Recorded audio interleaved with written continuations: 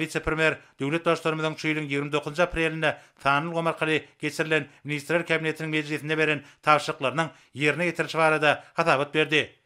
Dünýäde pandemiýa ýagdaýlarynyň petelip başlandygy we köp döwletlerde ýöňel çäreleriniň tapgyrlygyň gowşudylanlygy barada bütün dünýä Saglyk Garaş Guramasynyň maglumatlary we köpçüliklerin habar berişleri işleriniň täzirlikleri düýpli öwrenildi.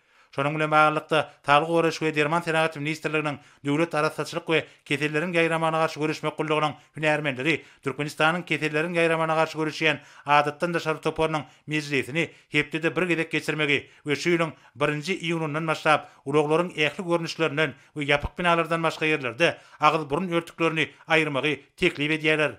Şeýlekem dünýäde COVID-19 ýokanjyna garşy ýöňnal stansiýalarynyň gurşagynyň ýokarydygyny gözeňde tutip, Birleşen Arap Emirliklerine hemde Germaniýa Federativ Respublikasynyň Frankfurt şäherine howa gatnawyny hepdede bir gedek pandemiýadan uzalka alınıp baryşy ýaly ýola goýmak teklip edilýär. Abada milli syýagatçyk dowlagyny tomutky din jarş mewsimine şu ýylyň 15-nji maýyndan başlanar.